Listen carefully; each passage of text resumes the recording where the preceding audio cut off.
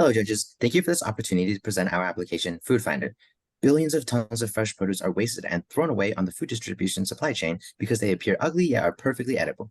Minimizing this food waste could lead to less food insecurity and mollify the severity of food deserts. Here are some staggering statistics on Americans affected by these issues today. These problems parallel two important UN goals. The first is Goal 2 of Zero Hunger, and the second is Goal 12 of Sustainable Consumption and Production. I'll now give it to my colleague Vishwa to discuss our proposed solution. Ugly produce, not sellable in stores due to its awkward appearance, is wasted despite being nutritious, but it can help people who are food insecure or living in food deserts. While volunteers can and do collect this produce, they lack an app to identify producers with a large supply to donate. Our two-pronged approach has a machine learning model identifying good, ugly/acceptable, or bad produce items at farms, and then gives this information to volunteers to allow them to donate this food. This is crucial because fresh produce decays fast and needs to be donated swiftly. Now let's look at our solution architecture, which aims to detect viable food discarded by producers, allow volunteers to find producers in food banks, and allow food banks to receive and distribute to food insecure people faster. And these are our sources for all this information from this page.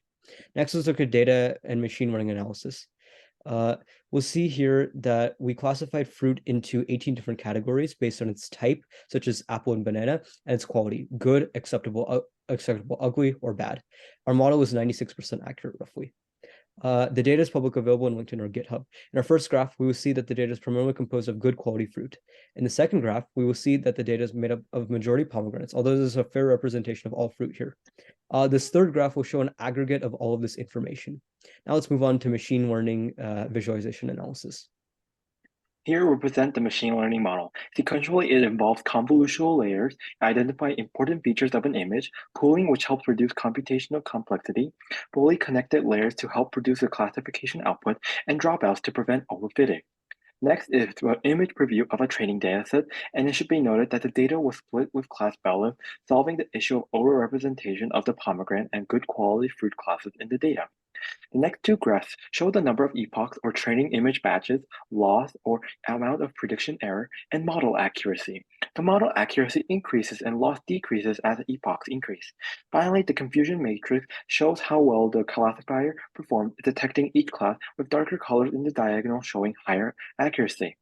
Now moving on to the machine learning classifier solution, we first have directions and purposes of the classifier as shown in the text box in the top. Next, we can see examples in other choices. For the first one, we see a good orange due to its ripeness and lack of negative features. The next image will show an acceptable banana because of its lack of ripeness, but still acceptable to eat. And finally, the last one will show a rotten apple as it's starting to show some rot on the outside. Additionally, users can upload their own image as we can see here in the first choice. After uploading, it will automatically classify. Next up is the maps. In addition to our ML classification solution, we have also implemented a user-friendly, accessible, interactive map. In this map, we have compiled data on local food producers, distributors, as well as volunteers, all in one user-friendly interface. We decided to build a powerful backend using the Django framework because of its ease of use, security, and administration system, along with the SQLite relational database system due to its performance and simplicity. Now, let us take a look at our map. Here, we have data from the Salt Lake Valley displayed. Each icon provides basic information when hovered upon. We also have a sidebar on the left that fetches additional information for a specific location. Additionally, we have implemented a bookmark feature. This requires you to log in, which we will now take a look at. Next is our login and logout system. You can register an account, but for now, let us log in with a test user and take a look at the messaging system.